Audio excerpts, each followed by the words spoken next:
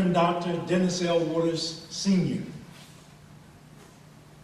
And if you'd like to know, this is Dennis L. Waters, Jr.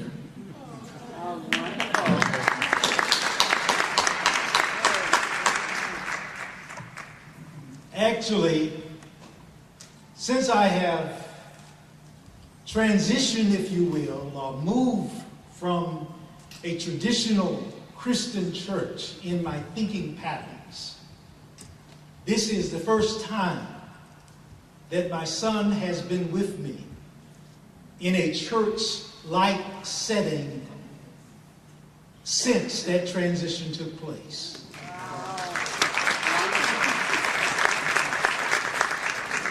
I am especially thankful.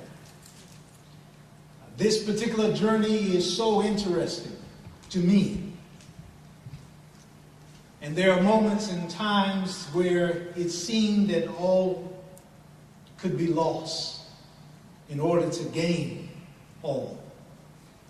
There's a weighing of that, but I had the great pleasure, really, of going to Agape.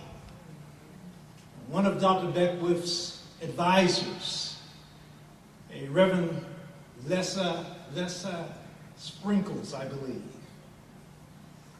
said to me when I was going through some changes, she said, stay in the oneness.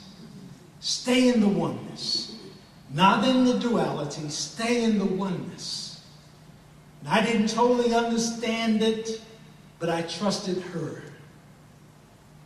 And I was able to remain there. And again, to set an intention. And Spirit has continued to evolve this and to bring it forth. And it's really not finished yet.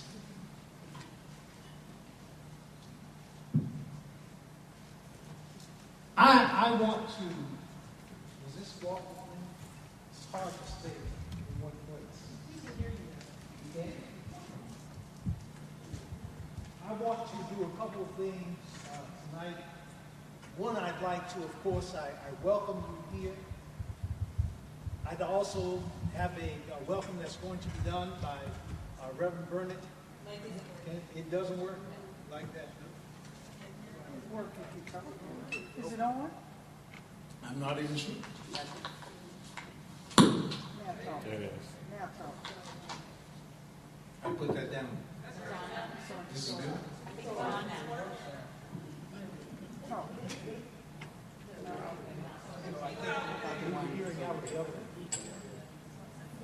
There's a way that it turns on, I'm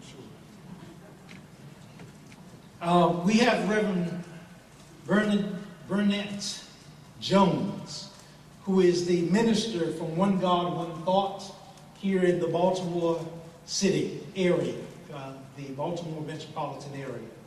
And I want to invite her up after she comes and speaks with us and welcomes us to this fair city of Baltimore, all of us from different places. What I'd like to do after that is to have you meet each other.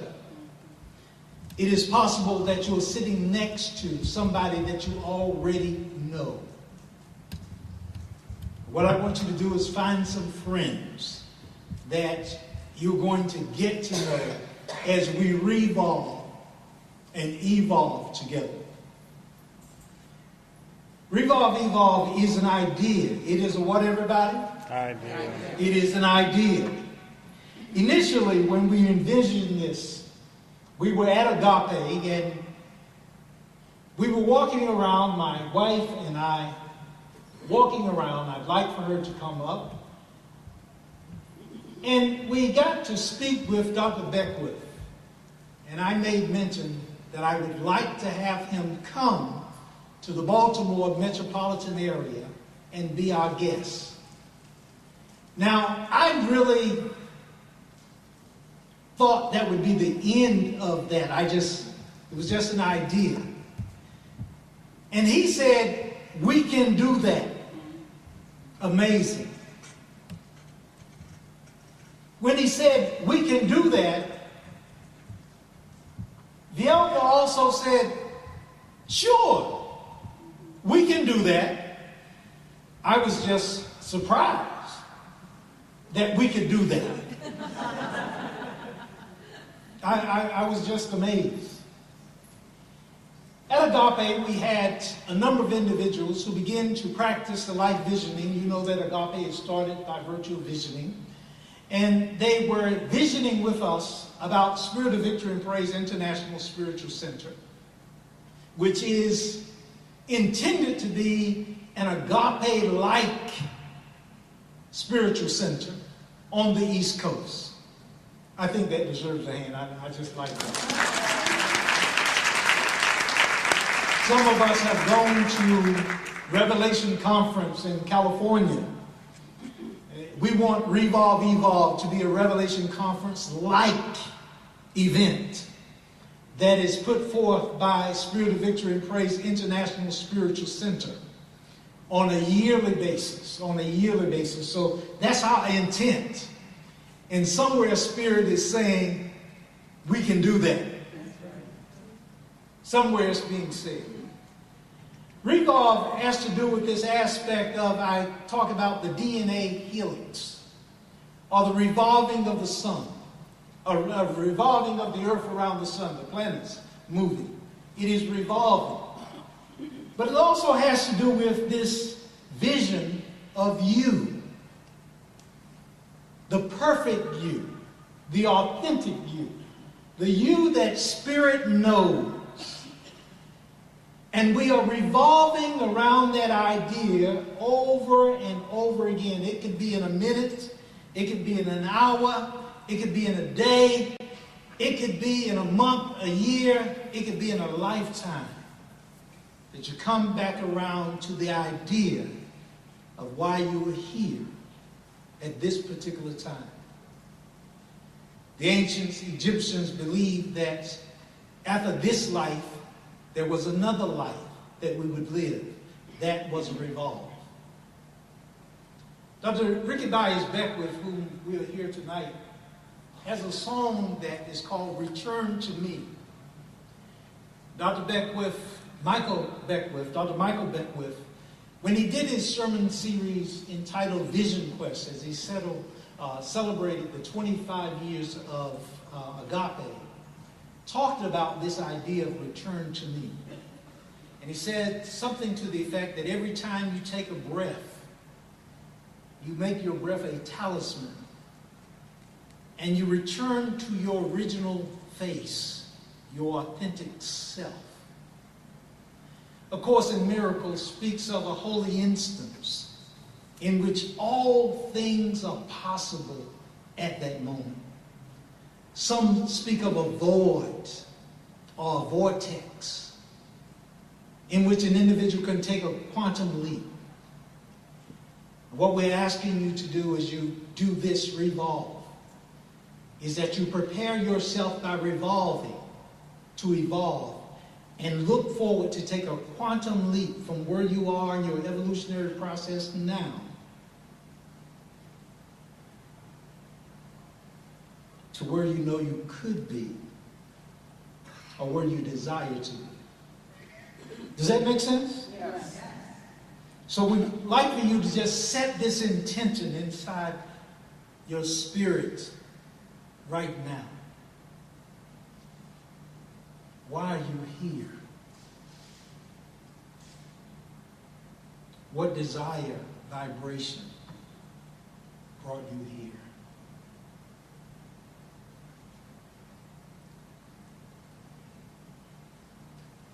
I'm asking my wife to speak. Then Reverend Jones will speak. And then we will greet each other.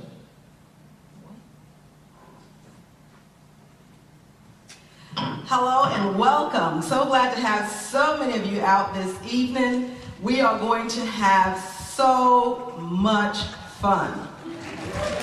Great fun.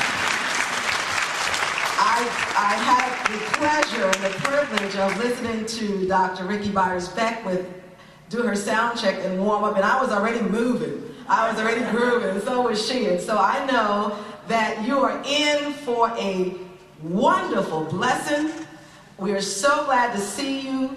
Dr. Michael Bernard Beckwith and Rickie are here. They're in the house. And so we know that you are just going to receive a treat tonight. A treat tonight. It is a treat to yourself.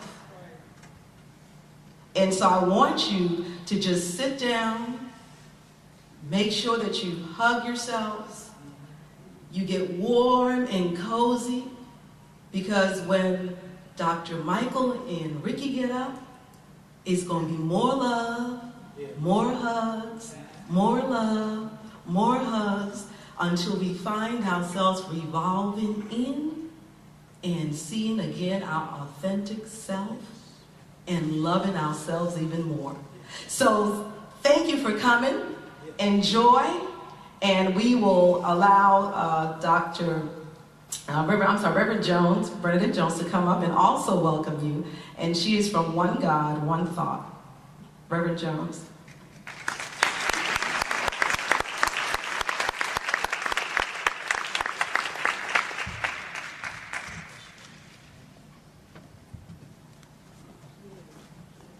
Well, good God evening to you.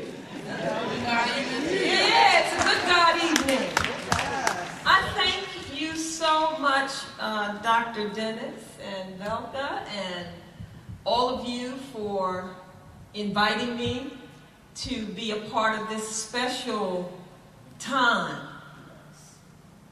I bring you greetings and love from the One God, One Thought Center for Better Living in the Baltimore area, as well as from the Universal Foundation for Better Living, which is our global spiritual community. You know, we love, people at One God, One Thought just love Michael Beckwith and Rickie Byars. Yeah. But the thing that I want to share with you tonight is that we have celebrated our 18th year this year. And what we are really standing for is a strong new thought movement in this region and in this area. And so we are supportive of people and organizations who are helping to bring this message of spiritual transformation to people. It'll take all of us to do that. That's right. Not just one of us. And we recognize that a part of our spiritual assignment at the One God, One Thought Center is to be a part of the foundation of really putting in place a strong and solid movement in this area. So when I had an opportunity to talk with, can I just call you Dennis? We really got it that we're on one accord with that. You know, we got it like, you know, like this and like that. And that we all have a role to play in this, that we don't really have time to be separating ourselves and making false divisions and like that. This is a time for transformation in our world. And I just feel so strongly that we have such an important offering to give to people. And that there are so many people who are looking for this truth message, looking for this spiritual understanding and grounding. And I'm just so certain that together we're meant to bring this forth. So I just want to congratulate you. I want to acknowledge you. We want to bring you our love and our support. And I want you to know that after you spoke on Sunday, I had people say, that was really good. And I was like, yeah, we're going to have him back. And we're going to do many things together in this region and in this area. Welcome. And warm fuzzies if I don't get a chance to actually hug you. You know, we like to hug. So if I don't get a chance to hug each and every one of you personally, just know that you have my unconditional love and support. And to the Beckwith, Michael and Rickie, we love you.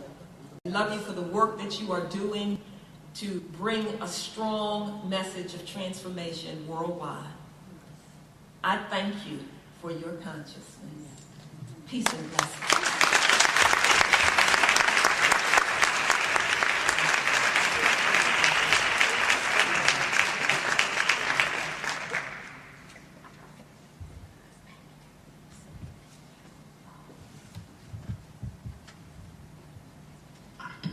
Now, if you would begin to move around and to greet each other, share, talk. Freedom and answer the call. I'm grateful to create a world of kindness that honors one and all. I'm grateful for the way the rain washes the earth and cleans the air. I'm grateful for the heart that sees and the heart that cares. I'm grateful for the way that love rises from your soul. I'm grateful for the truth that opens the blind that does close. Here you go, here you go. Let's take the room off. Let's take the room off. Something so sweet.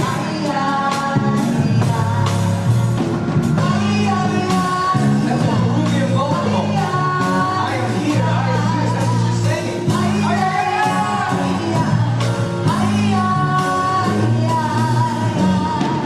I'm grateful.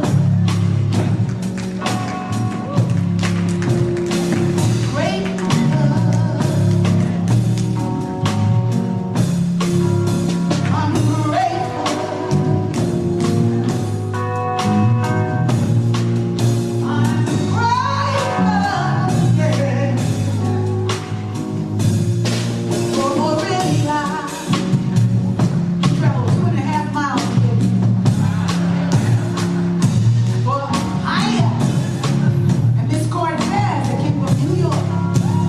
From Tom and Chris who came all the way from New Hampshire. For so many people out there that I know, Denise and her group. you came from a long way to see us today. From Unity RPC. Thank you. Oh, we're grateful to the elder, Brother Dennis. We are grateful. Yes, you. You have been we're grateful. Grateful. We are grateful.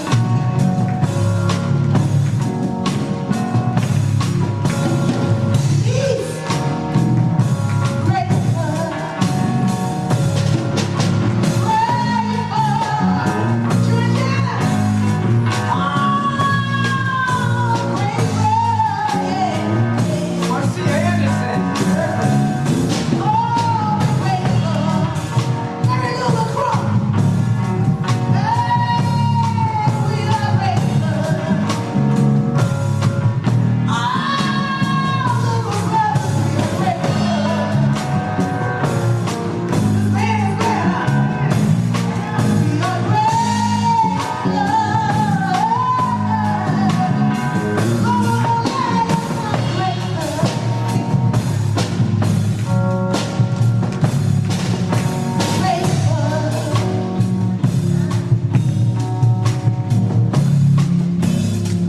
Look around the room. See who's swimming with you in this sweet ocean of devotion. Those who have traveled from near and far to be here today and perhaps tomorrow. Getting a real sense and having a deep intentionality of evolving. That is becoming more of who and what we really are. A soulful intention. Removing ourselves from any intention deficit disorder that we may have been suffering from. You know, the world suffers from an intention deficit disorder. Individuals wake up every single day without any sense of intention whatsoever, except to deal with the circumstances that they find themselves in. But not you, not here, not now. You're establishing a soulful intention that becomes your rudder and ultimately allows for your spiritual sails to be set so that the winds of evolution can carry you beyond your wildest imagining. We're establishing an intention to become more ourselves. And we're doing this together. So if you'll be so kind as to just look around the room and just look at one being, the one that's next to you, in front of you, behind you, And let that being represent everyone that is here and everyone that is coming. Look at that being and say, my God, you're gorgeous. My God, you're gorgeous. There's only one of you. There's only one of you. God only made one of you. And God made no mistake. God made no mistake. And God never repeats itself. God never repeats So you're itself. one of a kind. You're one of a You're kind. here to represent the one. And you're here to represent the one. And you know what? You made a promise to yourself. Make a promise to To yourself. release the energy of excellence in this incarnation. And I'm here to remind you about that promise. To remind you Please about remind that me promise. about mine. Let's do this. Let's do this now. Do it now. Give me a hug, give me a high five, some kind of agreement with each other.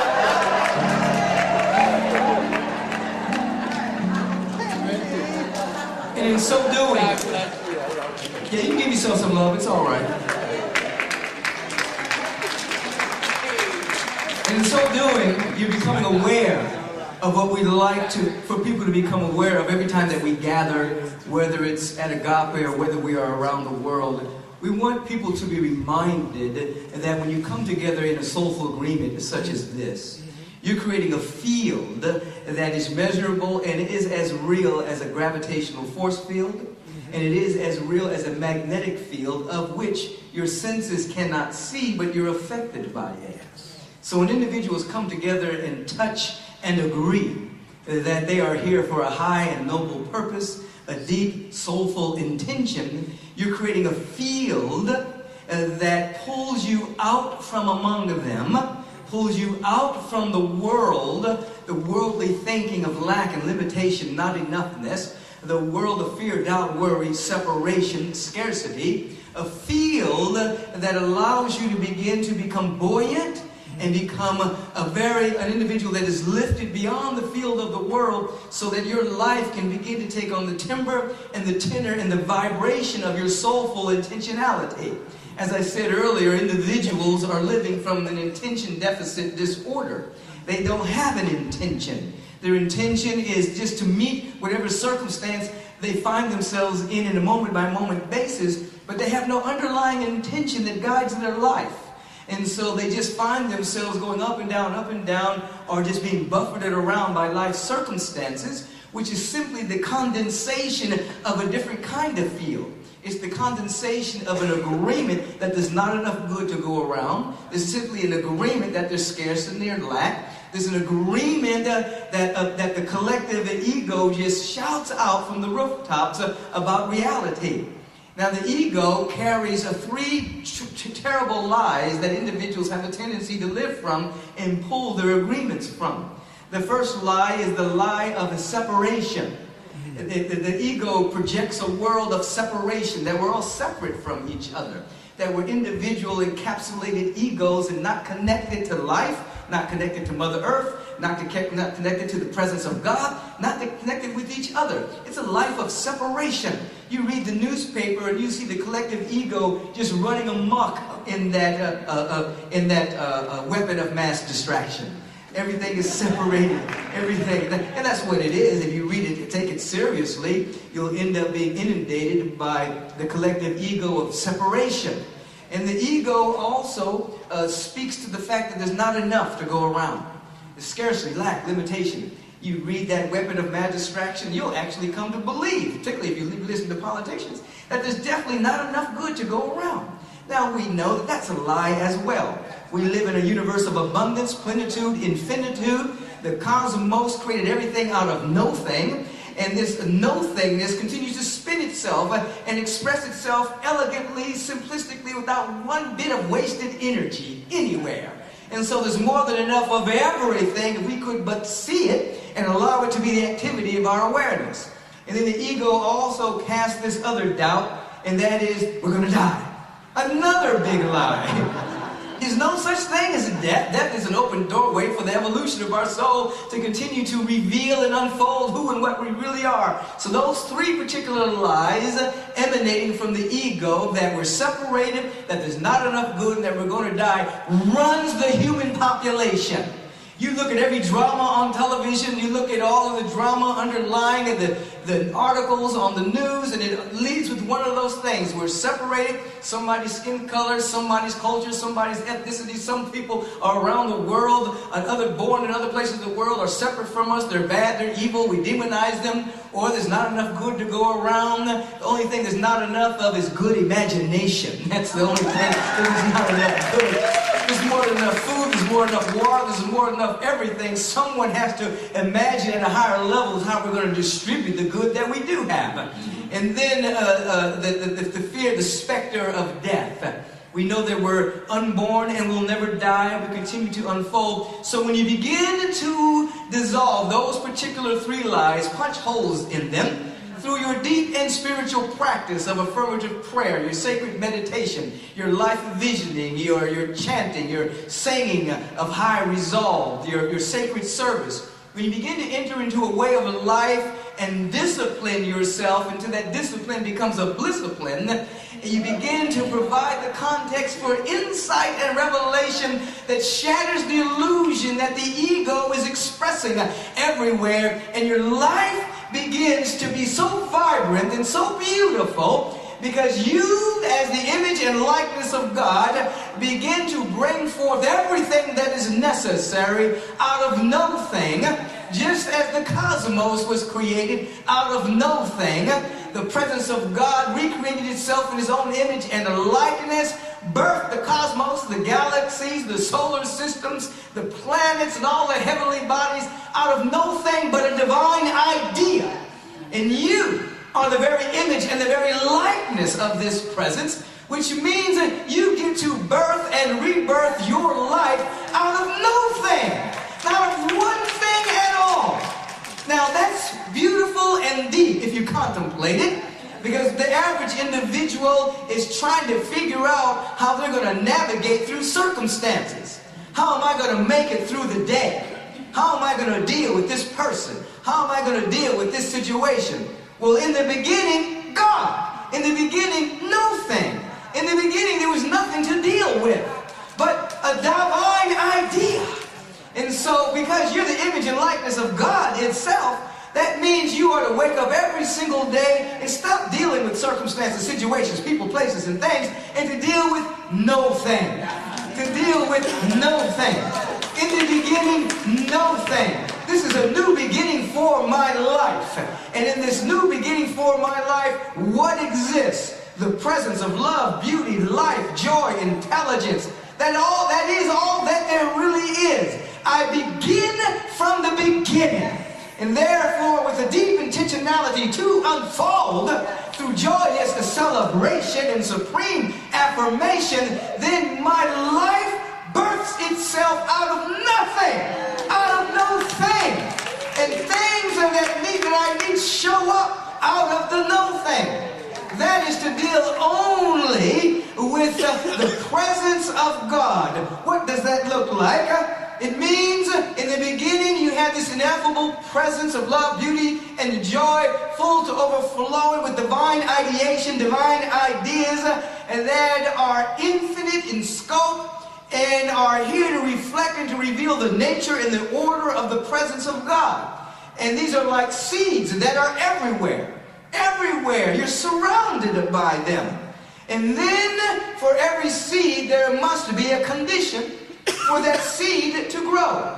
You have an apple seed, it must come into the right soil with the right climate, the right nutrition, and ultimately the idea in that particular seed will unfold and begin to reflect and to reveal its fundamental harmony, which is an apple tree that produces apples, more seeds, more orchards. Within one seed could be an infinite amount of orchards. So there is the idea realm of the presence of God, there is the right condition, and then the right condition creates cause for unfoldment. Now I want you to understand this, because metaphysically, as we have evolved over the years, we used to teach, cause and effect relationship. Behind every effect there was a cause, but oftentimes what was neglected was before cause there was a condition. And before the condition, there is an idea. And if you look to cause based on effects, then you're leaving out two primary domains. Are you following what I'm saying? I'm trying to make it really plain here, but sometimes I get a little lofty unconsciously. But I'm going to break down to a very powerful point, however. In other words, when there is the right condition in you, it creates its own causes for expression. You follow that? It creates its own causes. So the world is looking for a cause, but it's not going to the right condition. The right condition is your interior awareness that you're one with God. It's a feeling tone of celebration and gratitude that then creates the causes for the unfoldment of the idea or the effect. Now, what does that mean? That means you're no longer victimized by experience. Right. You're no longer victimized by the effects of your world. You can literally pull yourself away from effects, create the condition inside of your being, let that condition percolate until you feel it. The cause will spring out of that. And then you'll be compelled to do the right thing because you're the right person. You see? Oh, I'm trying to tell you. You don't have to be a victim any longer. You don't have to be a victim to any circumstance or situation. Within you is the cosmos. Within you is all of the power and presence and love. This is what Jesus meant when he said the kingdom of heaven was at hand. Before they turned it into a religion, it was a sacred truth. God is within. Before Christianity even existed, Jesus said the realm of ever-expanding good is at hand. We're surrounded by heaven. Before it was turned into a religion, he said the kingdom of God is within me. Before it was turned into a religion, he said the ground upon which I'm standing is holy. You see? And so we're talking about sacred truths and principles that when practiced take you beyond religiosity into a sweet spirituality where you feel your oneness with life and with all of the power, and then you will never negate yourself from being the brilliant, effulgent, luminous, numinous expression of the infinite that is beyond compare because there's no one like you. The presence of God does not repeat itself and does not make any mistakes because its nature is infinite. So it never repeats itself. Never. There's never. I don't care if you're an identical twin. You're not identical. God does not repeat itself. Every leaf on a tree is different. Every rose petal on every rose bush is unique. Every being is unique to reflect and to reveal the infinite nature of the Spirit. Now, I caught this many years ago, and through years of integration into that original awakening, at that time, I could see when I was blown open. For those of you who read A Spiritual Liberation, I talked a little bit about that particular moment in which I was stabbed in the heart in a lucid dream, and when I died and I woke up, I could see that we were surrounded by this presence. And this presence is love, this presence is beauty, this presence is intelligence, this presence is God. It's everywhere. It's around you right now. Your perception may not be able to see it because you may be thinking, you may be seeing only your thoughts about reality. That's the thing about human experience. That human beings don't see reality. Often they only see their thoughts about reality. So you may be only seeing your thoughts about reality now, your opinions, your beliefs, your perceptions. But I swear to you, and I don't like swearing, but I'll swear this to you. You're surrounded by the presence right now. You're living, moving, and having your beingness in it. And the light and the beauty that's around you is so magnificent. And I could see this. Blew my mind and heart wide open. And through a number of years of integrating that particular awareness and going deeper and deeper into the light, that brilliance and that luminosity, it became easier and easier to see that each and every individual, and individual means undivided. That's what the word means. The root word of individual means undivided. Undivided from the whole. Each and every individual is undivided from the whole of life.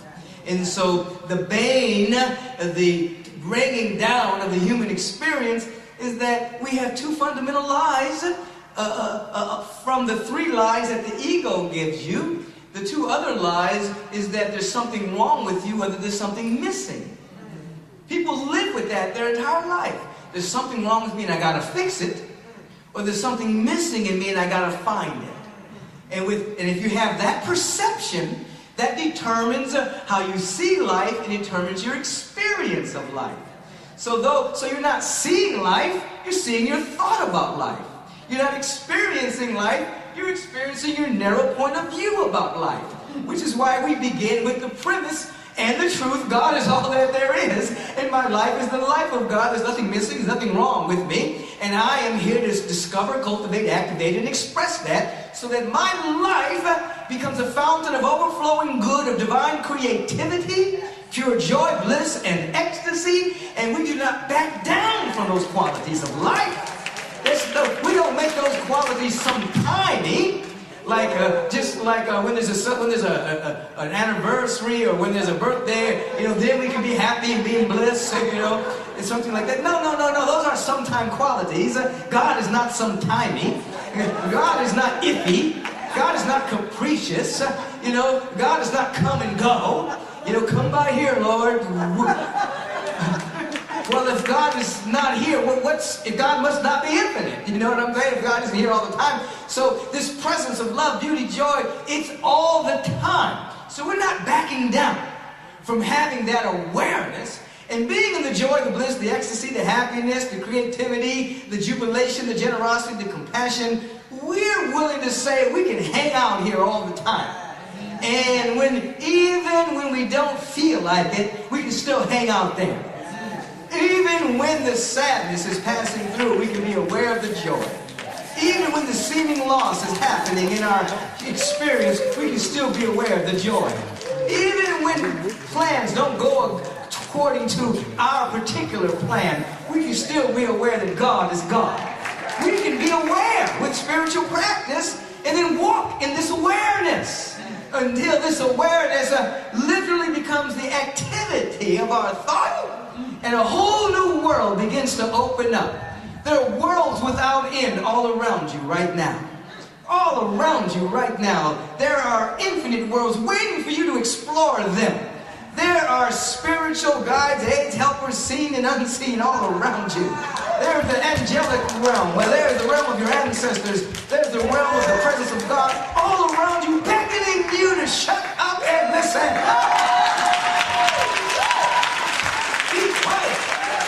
So that you can begin to see what's all around you and stop trying to eke out your happiness from your little slither of reality called your narrow thinking.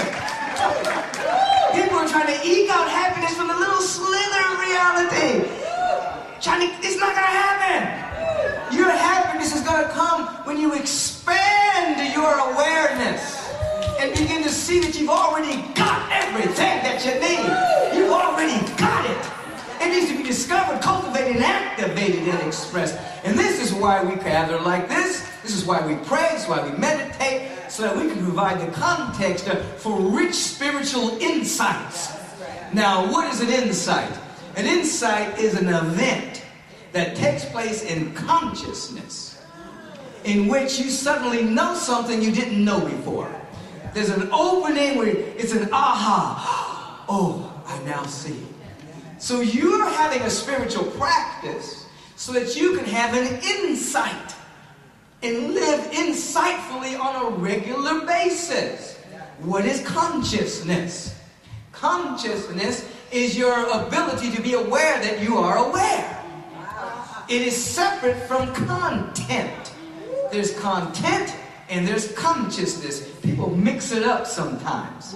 The content is what's flowing through your awareness. The thoughts, the opinions, your points of view, your perspectives, your perceptions, past experience, that's all content. But it's flowing through consciousness. You're God consciousness. You have the ability to be aware that you are aware. Which means with every insight, you have the ability to choose, because choice is a function of expanded awareness. So when you have an insight, suddenly you see differently. And now you can choose ye this day whom you shall serve. God or mammon. God or little opinion. God or little perception.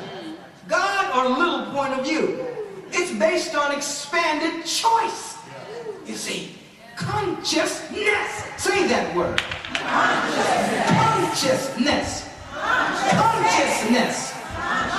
So you're expanding your awareness so that you can begin to see differently. And as thou seest, yes, so thou beest. As you begin to see that you're surrounded by a presence, living, moving, and having your beingness and love and beauty and intelligence, you become this. And now you're walking in the world, but of your expanded awareness. You look normal. You look like, you know, you can pass for human. You know, people used to pass. Now you guys can pass for human. You know what I'm saying? Then you look human, you wear clothes, you got degrees, you got jobs, but you know that you're faking it. You're in the world, but you're of this expanded consciousness, this wider seeing of reality. And in the midst of being in the world, you're emanating a field of love, beauty, intelligence, creativity, solutions, answers that are emanating not from the world, but directly from the mind of God, which only knows answers and solutions, only knows creative ideas, does not know problems. Understand, the mind of God doesn't know any problem that you're going through. Sorry to say that. I know you've been praying to God about your problem. I know you wanted God to know all about it. But if God knew about it, it would be eternal. For whatever God knows is eternal and doesn't change. So if God knew about your problem, you ain't getting rid of it. Because that means your problem is an eternal one. So God didn't know about your problems. God knows you. God knows who you are. And you are an emanation of love and beauty and perfection and joy, forever and ever revolving and unfolding and evolving. Your problem is simply the condensation of a perception that you're having. God can't shrink itself to experience your perception. God wouldn't be God. If God could shrink itself and become your perception. No. That's the human perception. That's not the God perception. So you pray not to get God to understand your problems. You pray to understand God's solutions. You're praying to see as God sees. You're praying to see answers. You're praying to see spiritual ideas. You're praying to feel the prompter in you. The still small voice God to direct you and lead you to become more yourself. You don't want God to understand your problem. You want to understand that God has no problem. Therefore, you don't have an eternal problem. You have the eternal God. Oh, this just sets you free. This just sets you free. And this is why in my teaching, I teach that of course, this is a powerful theme here, revolve and evolve. This says it all. Because we are on this, our physical bodies are on this sweet Mother Earth that's revolving on its axis. And as it's revolving on its axis, it's spinning around the solar system. The sun, I should say. And the sun is spinning on its axis and moving through the solar system. And the solar system is moving through the local galaxy. And the local galaxy is spinning and moving through the local universe. And the local universe is moving through the cosmos. All of these are heavenly bodies that are spinning and creating fields as well. Every time something spins, it creates a field. Now, as it completes a full rotation, the frequency goes up to reflect the infinite nature of God. So everything is evolving. Everything is going to higher and higher levels. scientists now tell us that the Earth does not have the same frequency as it had 50 years ago, 100 years ago. It's elevated its frequency. So, if you go around the sun 365 days, and you're the same person that you were 365 days ago, you didn't stay the same, you went backwards. Because everything else moved forward. Relatively, you went backwards. So we are revolving to evolve and expand our awareness. Now here's the deal. Because you're the image and likeness of God, which means you have the capacity to think independent of circumstances, you're at the pinnacle of evolution, you have to consciously participate in your evolution. It's not just going to happen. What happened? Oh, I just accidentally evolved. No. A tree. You know, certain species do that based on climate change, based on certain circumstances going on in the world, certain animals, certain insects. They'll evolve to adapt to the circumstance, but not you. You have to consciously do this because you're the image and likeness of God. You have to choose it, you see. And there are beings such as yourself that are here this evening that take on spiritual practice, that take on affirmative prayer, take on study and meditation and visioning to evolve so that they become the individuals that pull the rest of the race forward. You see? That would be you here in this room. Now you might think that you're here because you want a better job, you want a healing of your body temple, you want your relationship to be perfected, and that's good, it's a good start. The presence of God, that's a good start. Whatever gets you in, gets you in. I want to be prosperous, that's a good start. I want to be healthy, that's a good start. I want a good relationship, that's a good start. I want to start my business, live business out, that's great. But that's just the way by which you evolve. Because for any of those things to be stabilized in your life, you've got to be stabilized in the one presence. So your goal becomes a point by which you stabilize yourself around the fundamental order of the universe, so that your business reflects it, your relationship reflects it, your body temple reflects it, your emotional body, your mental body, your prosperity reflects that. You're becoming more yourself through evolving and unfolding who and what you really are. And so we want to be the individuals that do this consciously. And so we always, not always, sometimes I just like saying that, we always. Sounds pretty good. So we always. So what we do is we make sure that we're asking the right questions in life.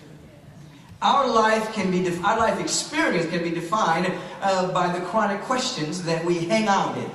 You see? And so if we're stuck in victimhood, we generally hang out in the question of what's wrong, who's to blame, who did this to me, why is this happening to me again, why me, God?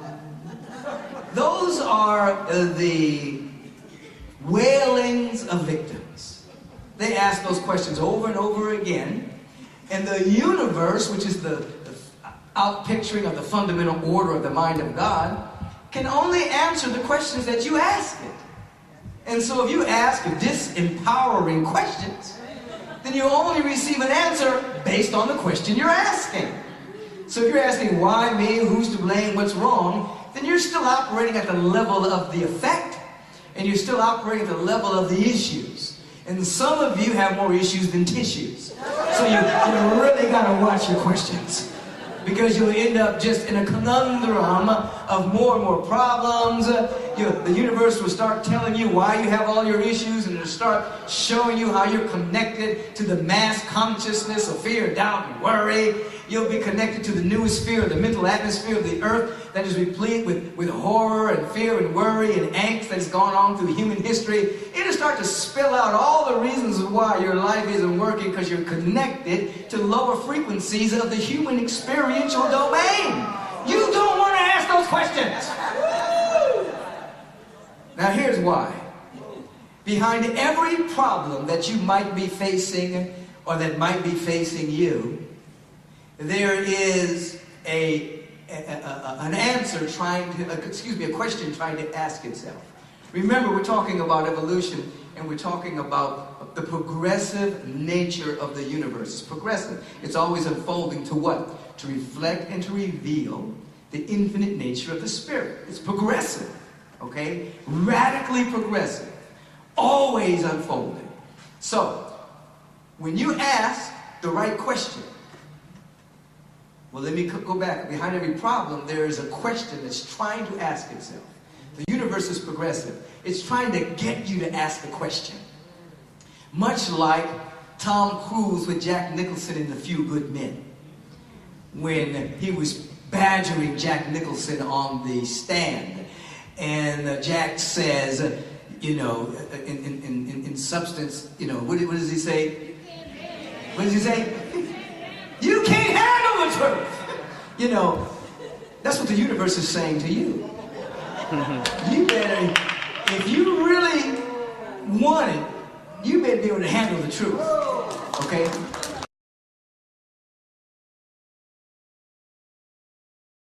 Shift your life. And what human beings try to do is they try to change their life while they remain the same. They have a problem. They want to reach out to God somewhere to come save them. Or they want to reach out to God to solve the problem, but they want to stay the same. Impossible. We have to evolve. Our problem is making us evolve and unfold.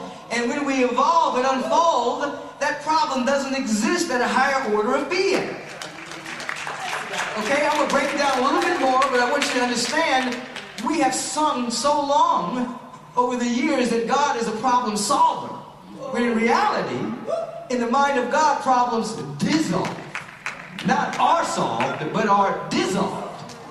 Because in the mind of God, they don't exist. There's no supply problem in God. There's no love problem in God. There's no peace problem in God. There's no joy problem in God. There's no creativity problem in God. God is the exemplar, the total expression of peace, of love, of joy, of infinite supply, of abundance, of beauty. There's no problem in God where that is concerned. The problem is only in our perception and then our experience. So when we begin to ask the right questions, answers begin to come in a language and in a way that we understand. Ultimately, there are little actions that we take. And if we become disciplined enough in those actions, then a way of life is born. And when our way of life is born, then blessings just keep on happening. Because we're in the flow of blessing. There's nothing in us hampering them or denying them or blocking them. We're in the flow. So if you take a question like people we're in an economic crisis, so to speak. Interestingly enough, about the economic crisis, I checked with Mother Nature back in 2007 and 2008 when the economists began to forecast based on the vile greed and avarice of the mortgage brokers and the banks and the wonderful way that the then president took off all of the safety nets and things of that particular nature. The economists started to project that we were bottoming out. So I checked with Mother Nature, I checked with the apple trees. I said, are you guys with this? I like talking to trees. And the apple trees said, let me check. And they went to all the orchards. They can go straight through, For those of you who read my book in chapter 8 of Spiritual Liberation, I had an opportunity to speak to a tree with a shaman in Africa. They know what they're talking about, okay? So anyway, the trees came back and said, we don't see any lack. We're not going to stop producing apples. Check with the grass said, no, we're still growing. Check with the peaches, no, we're still doing peaches. We're still peaching. The strawberry said, we're still strawberrying. The plum said, we're still here. What you guys talking about? Crisis. So all of nature didn't know anything about the crisis.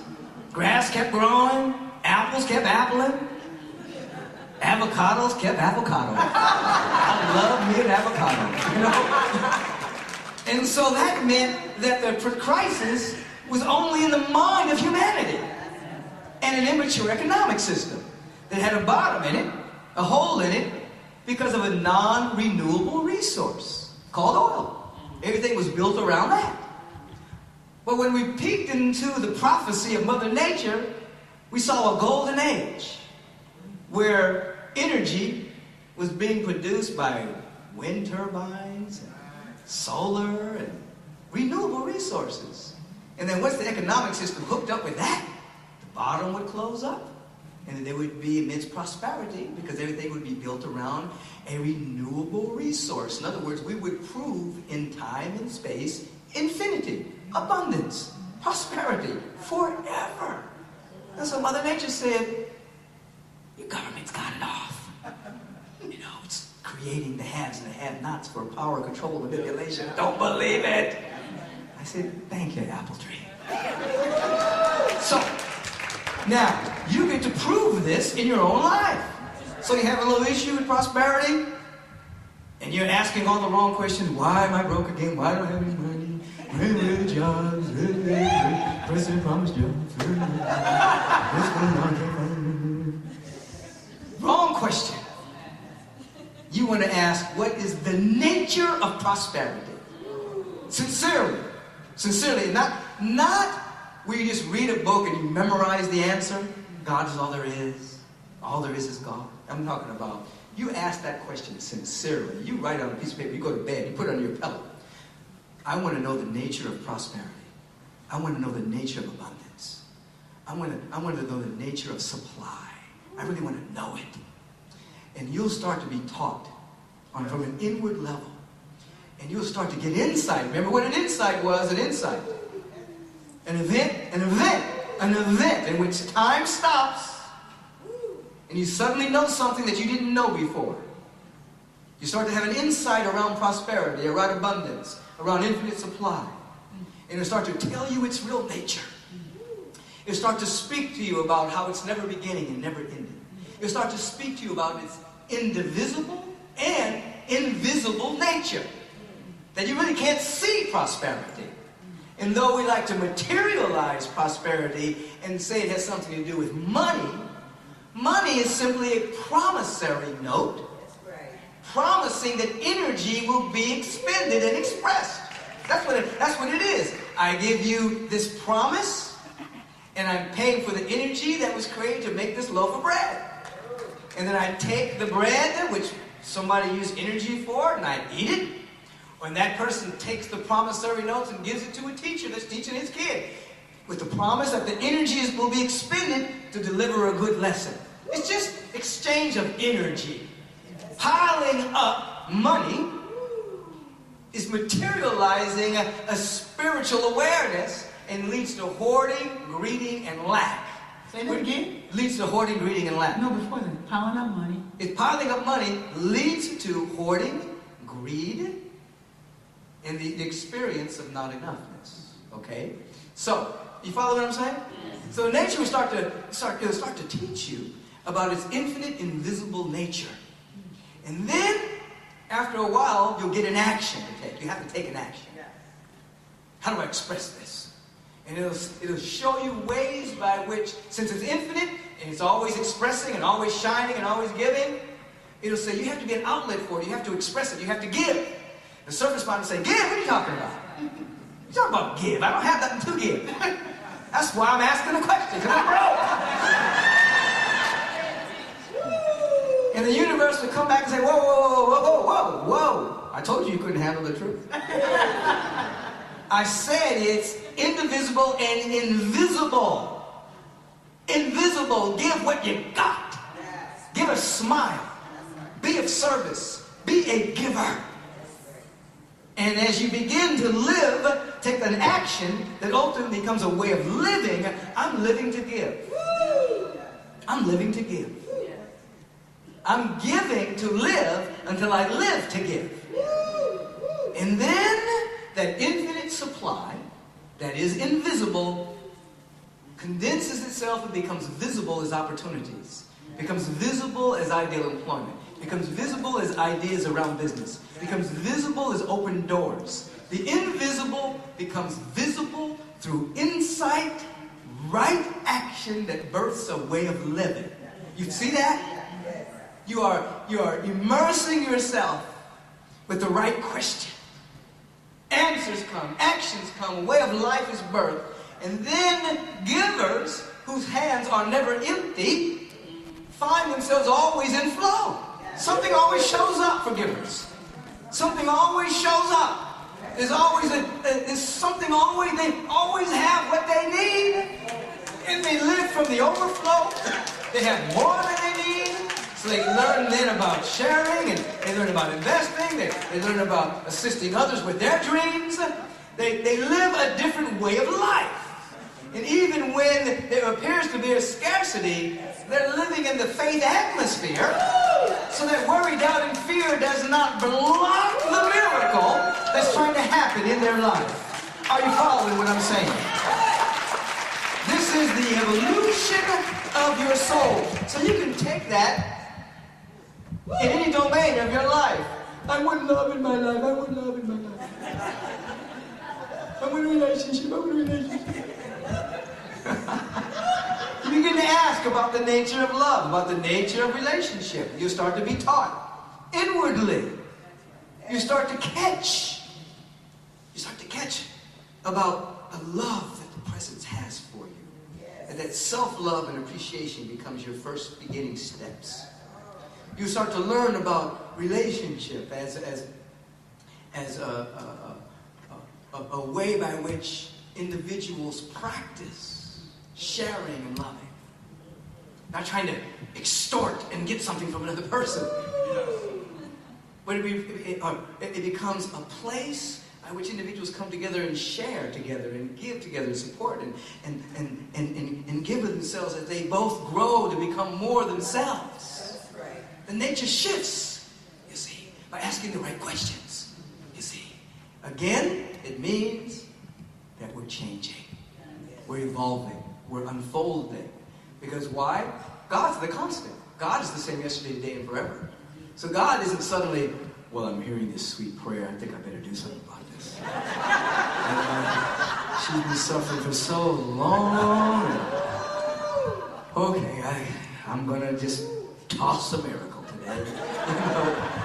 I'm going to change up on what I was doing and do something different. I'm going to give her a miracle. No. The presence of God is the same yesterday, today, and forever. So God is the constant. We're just shifting our positionality in the unity so that we can catch what God is already doing. The sun is always shining. Whether there's a cloud there, whether you're inside your house and you don't see it, whether you're under your bed, please, sun, please shine on me. Come on, sun, I want you to shine. I need shine. I need the sun for my plant here in my house. The sun is shining. It doesn't say, well, okay, I'm going to shine on her plant today. Need some photosynthesis. No, you've got to go out into the sunshine. You've got to be aware the sun is always shining. Even when there's a cloud. The sun is still shining. It's just evaporating that cloud to produce a little rain so that you have some soil wet enough to grow what you need. God is always God. So the constant is the presence. We're shifting our positionality and our perception so that we move from perception to vision. Little perception, expanded vision. Before I was blind, now I see. Oh, I couldn't see. Now I see. So I grow from praying to God to get. I'm praying from the presence of God. And now I'm accepting what I've already been given. It's a different vibration here. It's a total difference. I'm not praying to God to get. I'm praying from God to let. To allow that which I already have to be set free. Now with that little shift, it is not a little shift. It sounds little, it's a big shift. Your whole, when you pray from getting to letting, woo, the floodgates open up. And you surprise yourself as to the genius that's within you, the creativity that's within you, the beauty and the love the power that's within you. You've been trying to wait for God to give you something. God's been waiting for you. The presence of God has been waiting for you to set it free through you. You've been praying to God. God's been praying for you. The presence of God, metaphorically, I'm speaking here. The presence of God is saying, "Will you just set me free, please? I'm tired of getting locked up in all them books." She's walking around with that Bible all day. Can't she just open her heart? She's opened the Bible 3 times a day. She's memorized the Psalms. Can't she now just open up her heart just a little bit? Let me out. Please set me free. I'm tired of getting locked up in the Bible. I want to be set free through your heart, through your word, through your action, through your expression, through your generosity, through your compassion, through your forgiveness. Set me free. You want a miracle? You're the miracle. You're it. You are it. Set me free. That's the presence of God speaking. Let's take the holy breath right here. Deep breath. That's a miracle right there. Deep breath. Deep breath. Vicki, baby. Come on. There was a time in my life, thought I had to do it all for myself. I didn't know the grace of God was sufficient. Didn't know the love of God was at hand. Now I can say, if you are discouraged, struggling just to make it through another day, you got to let it go, let it all go, and this is what you have to say: I release and I let go, I let the Spirit run my life, and my heart is open wide. Yes, I'm only here for God. Oh, no more struggle, no more strife. With my faith, I see the light. I am free in the Spirit. Yes, I'm only for God. Oh, I release